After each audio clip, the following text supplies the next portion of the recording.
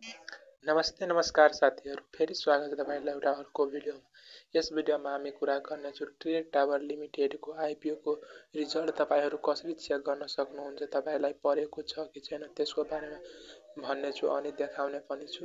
त्यसको लागि क्रोममा जाने त्यसपछि मेरो सेयर रिजल्ट सर्च गर्ने, त्यसपछि क्लिक गर्ने, त्यसपछि यहाँ फर्स्ट वेबसाइटमा जाने, त्यसपछि यहाँ BOID बोइड नम्बर राख्ने तपाईको मेरो सेयरबाट चाहिँ त्यहाँबाट राख्नु होला। त्यसपछि इन्टर क्याप्चा यहाँ जुन लेखेको छ त्यो लेखिदिनु होला।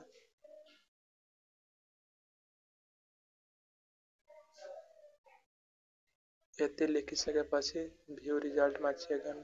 परेको छ भने एलोटेड लेखेको हुन्छ, परेको छैन भने नोट एलोटेड लेखेको हुन्छ। यसरी नै तपाईहरु चेक गर्न सक्नुहुन्छ। यस्तै प्रकारको जानकारी आइपिओ